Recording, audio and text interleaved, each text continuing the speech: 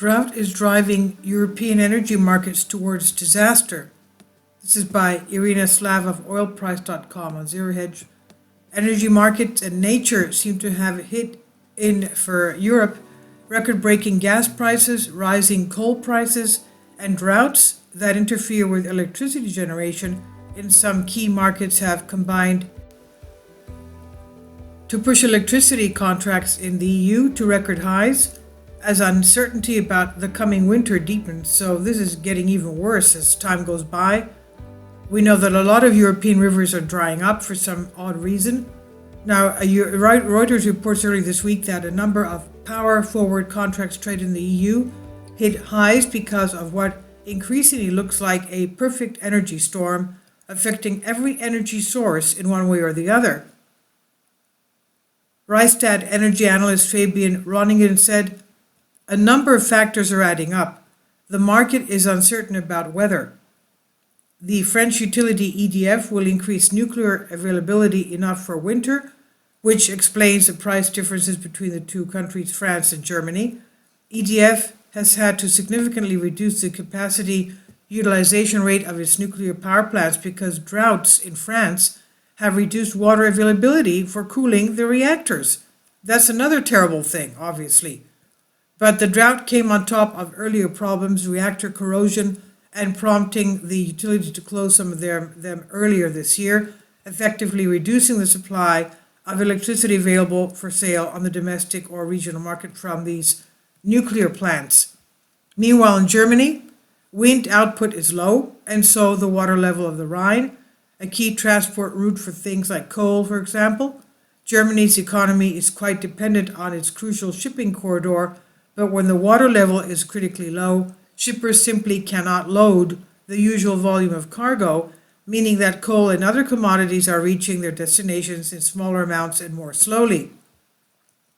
The drought is also affecting hydropower output, adding to worries about future supply.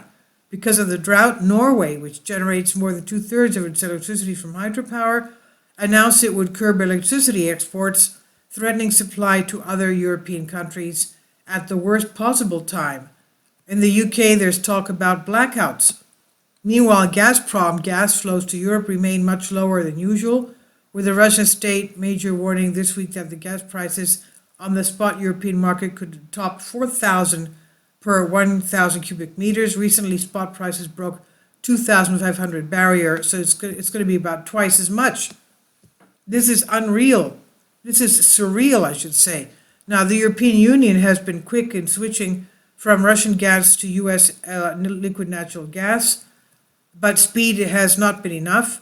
U.S. natural gas export capacity is not limitless, and producers also have other clients. In Asia, for example, as the winter season approaches, Asia buyers have become more willing to pay hefty premiums for any LNG, which has intensified competition for limited numbers of LNG tankers. No wonder then that electricity prices in some parts of Europe have hit record highs. Even less wonder that industries are beginning to buckle, per a recent Bloomberg report.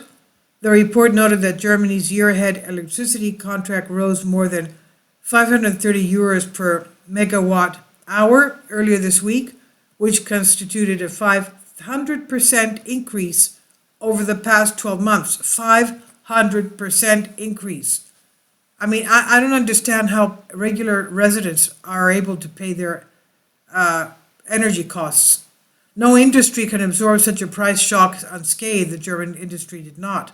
Germany had to pay the equivalent of more than $15 billion to bail out one of its biggest gas utilities, Uniper, earlier this year. Chemical giant BASF warned that a gas shortage could wreak havoc on the industry. Aluminum and zinc smelters are closing, and so are fertilizer plants, all because of recent record gas and electricity prices.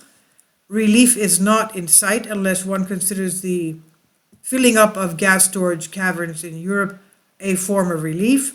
The EC had to set a target of 80% of storage fill rates by October 1st. Member states are on track to hit this target ahead of schedule, but this has come at a cost. The EU's gas bill this year is 10 times higher than it normally is, it at over $51 billion.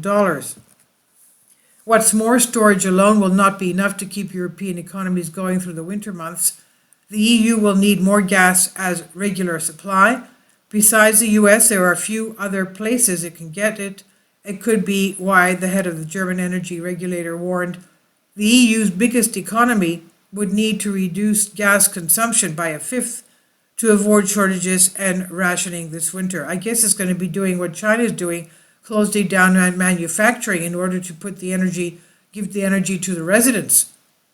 Now, the longer these price rises go up, the more this will be felt across the economy. Daniel Krall, senior economist at Oxford Economics, told Bloomberg. He says the magnitude of the increase and magnitude of crisis is not comparable to anything in the past few decades.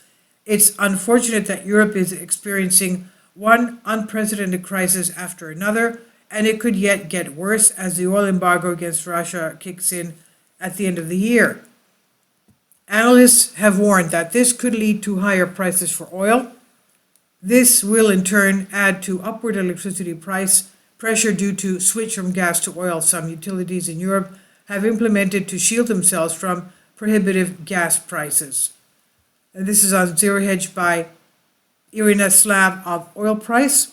Please leave your comments. Thank you for your support. Kindly support my Patreon account. The daily posts are 5 videos daily, and they are totally different from what I have on my YouTube channel. Thank you so much for your support and that you find all my content so interesting. You'll find the Patreon account details in the description box below.